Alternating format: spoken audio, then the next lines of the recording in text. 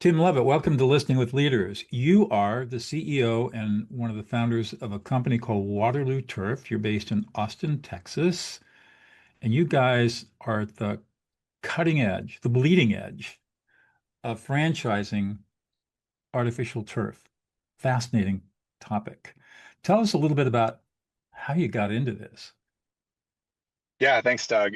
Great to be here. Appreciate you inviting me on and getting to talk a little bit through it. Before I got into artificial turf, I was in a corporate sales role. And so I was with a large multinational corporation. I actually helped develop a product and a sales team for that product. And we created a subscription product and grew it from 0 to 120 million in 15 months. And Wow. it was a really great experience, really great leadership experience and learning experience for me. That was really my first time being a part of something from 0 to 1, even though it was within an existing company with lots of resources. When you're starting something from scratch, you still just have to find ways to get things done and find ways to get people on your team to help you. And what ended up happening with that company is as we grew our product line, we ended up getting shifted within the organization. And within that shift, as many corporations have, you get reorganized. And my role actually got demoted to the smallest ladder you could get on the rung within the company. And so I took that as a friendly way of, hey, this should be your goodbye within the company. So I put in my resignation. And from there, I found myself in franchising. I was a part of a home services franchise platform where I was the operations executive. But at this point, I had really had a taste in my mouth to where I knew what it was like to build something for somebody else. And I wanted to go build something for myself. I wanted to find something that I could have ownership in. So while I was at this home services franchisor, I was leading all franchise operations. So our corporate locations Wow. that we owned and that we were running, the coaching teams, the training teams, the launching teams. But in the background, I was also looking for an artificial turf brand, a franchise. There's not another national brand in artificial turf. It's a huge industry. It's growing extremely quickly. And so I spent about a year looking for different turf companies to franchise. And eventually I got connected with Waterloo Turf. The founder, Lance, is a friend of mine. He was interested in franchising, and we ended up putting together a partnership where I acquired the brand in partnership with Lance to go franchise it so that we could give other people ownership opportunity as well, especially those coming out of corporate or just wanting to be their own boss.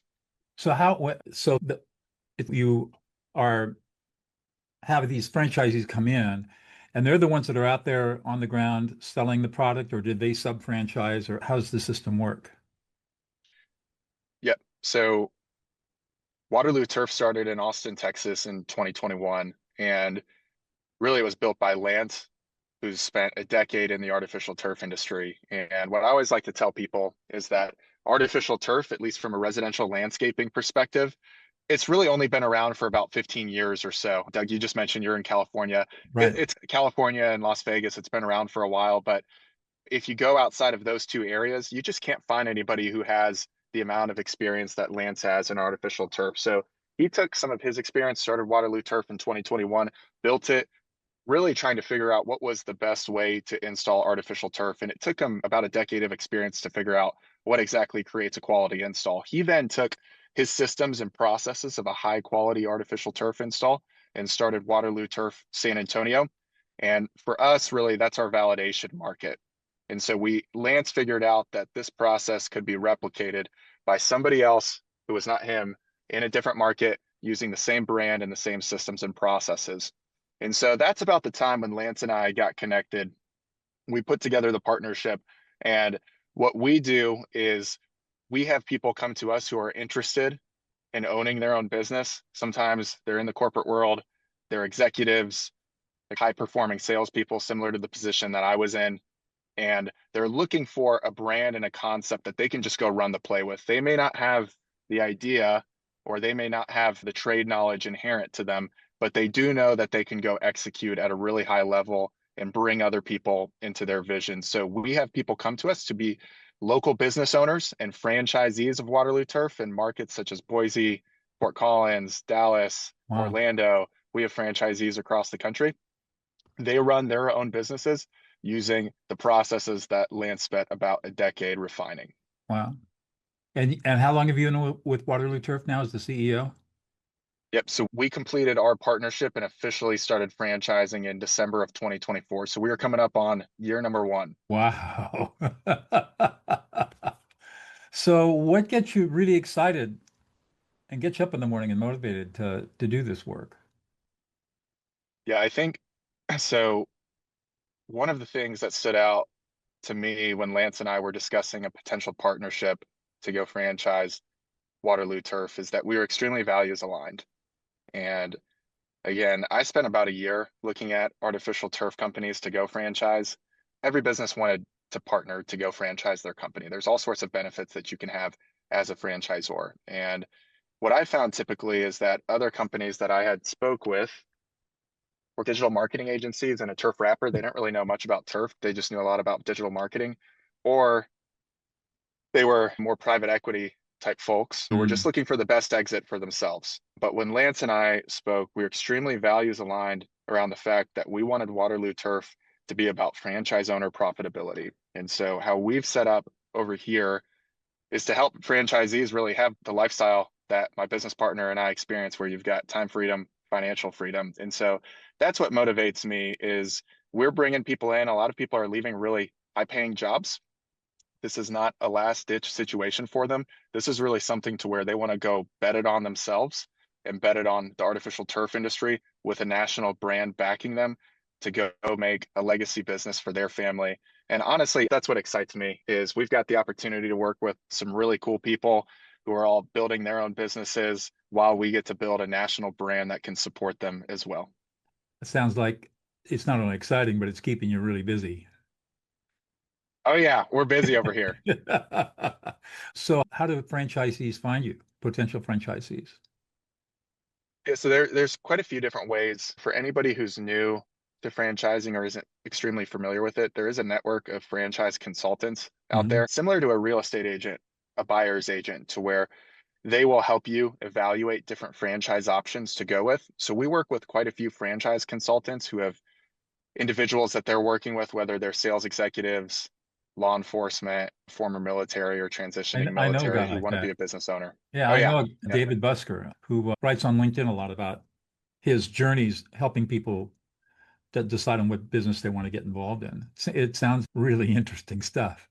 And and I think it's a good, especially if you're, this is your first crack looking into franchising. I think it's Mhm. tremendously helpful to have somebody who is extremely familiar with the different industries and the brands within franchising. So that's one way. The other way is we publish quite a bit of content. And so a lot of people just find us on social media, whether it be LinkedIn, Instagram, Facebook, YouTube, and we'll reach out.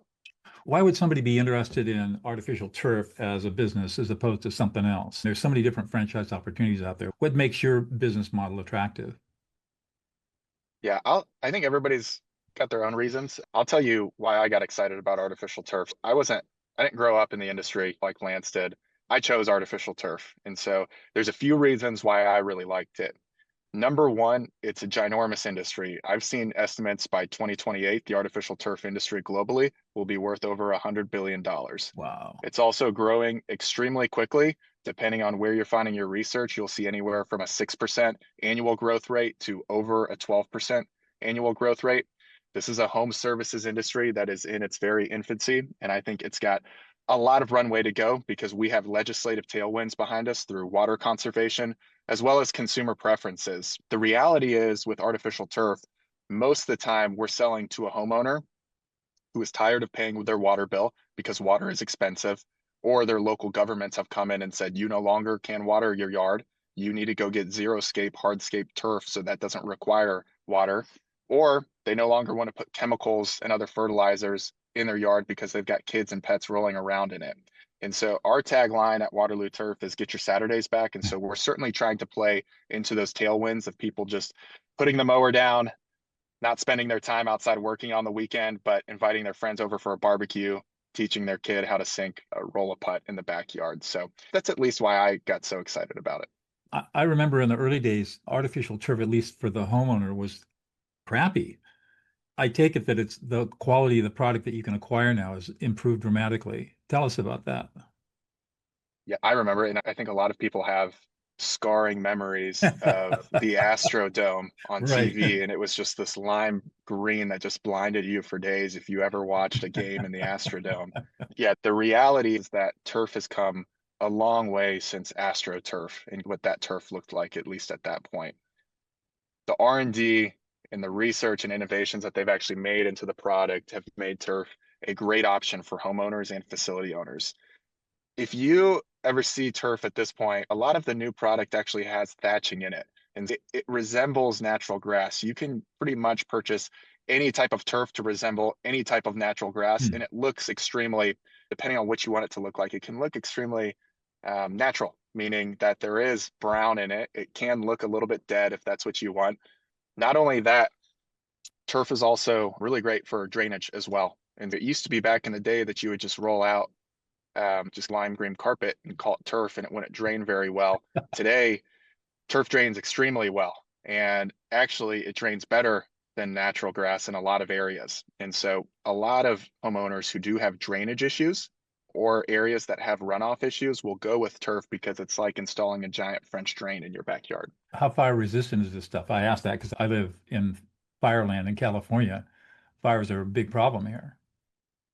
Yeah, it's actually really interesting. So this has been something that I've learned about recently. Artificial turf is flame retardant, and from what I've heard from some of the areas that have experienced wild wildfires, is many of the houses that had artificial turf actually seem to fare a little bit better. And Wow. so I don't think that this is in effect yet, but at least just some rumors that I've heard is that some insurance companies might be looking at, does the house have artificial turf when they're thinking about adjusting it and setting Right. the premiums. Wow. So this is really fascinating. So it sounds like you're on the back of a bull here. What is it about yourself that you think has made you so successful in doing all of this? Yeah, I don't know if I would call us successful. I still wake up every day with just a drive and an excitement for what we're doing. Really, our goal at Waterloo Turf is we want to be the national name brand in artificial turf. And we want to do that through franchising and partnering with really great owners who can dominate their local markets. We want to create an iconic brand behind Waterloo Turf. And we want to enhance and streamline our operational systems with a focus on franchise owner profitability. So we've certainly had some pretty early successes since launching in December. We've brought on 11 franchise owners with 38 territories between them. And so the growth has been exciting, but we're still a very long way away from our goals. So it's typically when I think about somebody successful, they're waking up and thinking about legacy and what's next. And for us, I think we're very early innings, just not only within the industry, but also within Waterloo Turf. Got that. I'm curious about what it is about you personally that is making all this work. What do you bring to the table as an individual and as a leader and a CEO? Yeah, I think it's really interesting. We've got a good culture at Waterloo Turf, and many of the things that I've seen makes our franchise owners successful are the things that I try to emulate as well. And so I do think that there are a few things that at least I try to focus on, and I do think brings results in at least my role leading the brand. The first thing that we like to talk about at Waterloo Turf is Groundhog's Day. And have you ever seen that movie? Oh yeah. You know what I'm talking about? Yep. And so You the got to go, you idea got to is do it every day until you get it right. that's right. That's right. And so we talk about every day should look like Groundhog's Day at Waterloo Turf. And so in many service companies, or I think just many business owners in general, you wake up every day and there's some fires that came up overnight that you've got to put out. And then there's fires that come up during the day that you got to put out. And you look much more like a firefighter than somebody that's living Groundhog's Day over and over. Every day is either something new that you're trying to put out, or you found a shiny object that you're going to chase and it's completely unrelated to the existing business. We want to do the same things over and over for a very long period of time. And we know that's a boring sales pitch, but we think that's actually what leads to results. And so many of the Waterloo Turf franchise owners have an athletic background, played football, baseball, basketball in college. I played football in college. And we like that. We think that somebody who is used to just doing the same fundamentals every single day for years at a time, working on that first step is what leads to success in our business. So for us, especially in the field, it's going out and it's doing business development. It's shaking hands with the pool construction company. It is talking to the landscape architect. It's making sure that you're known in your town, and you're doing that every single day, no matter what that day looks like. It's following up on estimates, and it's going to make sure that you're getting 5-star reviews and doing quality work. And yeah, I think for me, we've tried to emulate that as well. As what are the things that I can do every single day that actually move the business forward? For us, is talking with and trying to see who could be a really great franchise owner for us at Waterloo Turf and who wants to go build a brand really alongside of us. Number two, let's go recruit and actually poach the very best turf operators to coach our franchisees. So we spend a lot of time bringing people in. And then thirdly, it's about refining systems. So we're always looking at better ways to go out and do it. And in a franchise brand, there's all sorts of things that come up. There's all sorts of fires, but at the end of the day, we have to live every day like it's Groundhog's Day. Otherwise, it just never goes anywhere. This show is called Listening with Leaders, partly because I teach people I teach leaders how to listen. And surprisingly enough, I'm curious, how important is listening in your business? It's everything in a franchise business. It is truly everything. So we have a corporate staff, at least on the brand side, of about 10 or so employees, and then we've got 11 franchisees. And so one of the things that I tell our team on the brand side is that if you are not selling or installing turf, you better be supporting somebody that is. At the end of the day, the franchise owners are the ones selling and installing turf. We're over here supporting them through our systems and processes and building a brand. But the franchise owners are really the ones talking to the customers every single day, multiple times a day. And so they are the closest to the work that's actually being done that's important to Waterloo Turf. And so we can come up with ideas over here. We can say, hey, this is great and we should do this. But at the end of the day, the people that are closest to the work being done are the ones who have the ideas. And without listening, you'll never know what actually needs to happen within the business. And I would imagine that your franchisees have to know how to deal with the occasional unhappy person. It's a human business. Like you said, it's a home service business. So you're going to have upset people. And how do you manage that? How do they deal with the upset that goes with the territory? Yeah, of course. We certainly want to control everything that we can control, but some things are just out of our control. That's right. And from time to time, we will have missed expectations with a customer or even missed expectations with a crew that we're using. And so I think it's really important to us to make sure that the customer is having a really high level premium experience. And so if anything's ever not up to par with the communication there, we want to do everything we can to make sure that every customer has a 5-star experience with us. And artificial turf is it's a high ticket item. You'll find that the average install residentially within the US is $10,000. Wow. And many people spend more than that. And so this is an investment for people. And so they're not just looking for the cheapest provider. They really No. want somebody who's going to go right by them. Many of our customers do know that things come up as we're digging up dirt or messing around. We might find some things that just weren't planned for and accounted for in the beginning. But we always teach our franchise owners and really want to embody this ourselves is that we have a high amount of communication and a high amount of integrity and know enough about what we're actually doing to be able to proactively problem solve on the fly to make sure that everybody does have a 5-star experience. Wow. You got me. I'm so curious about this. How many for the typical franchisee, how many typical employees do they typically have? There's a few different ways you can start. And so most of our owners will start as an owner operator. As an owner operator, you can be the sole employee of the business. We utilize subcontracted labor on the Mm. install side. We like the subcontracting model because it reduces the risk on our operating expenses. We're not paying for labor on days that jobs are not going off. However, don't think about this as a revolving door of subcontractors. Really, our model is finding the right crew, and we're actually okay with potentially overpaying, if you will, for the right crew because we know that ultimately they're going to give the customer the best experience. And once you find that crew, keep them busy 5 days a week and retain them for as long as you can. Treat them well, keep them busy, pay them every single week, and they'll do really well for the customers. As a franchise owner grows, they can bring on salespeople. We call them turf pros. They do the sales plus project management. And then as you grow further, you can bring on a general manager to actually run the business for you. We do have some franchise owners that are in very high paid positions or are existing business owners. And we have a different model where you can start with the GM from day one. The way that looks like is really the GM is the owner operator from day Mhm. one. Wow. Interesting. This has been a fascinating conversation, Tim. I'm going to leave you with one more question. What's one thing about yourself that we would never know about unless you revealed it to us?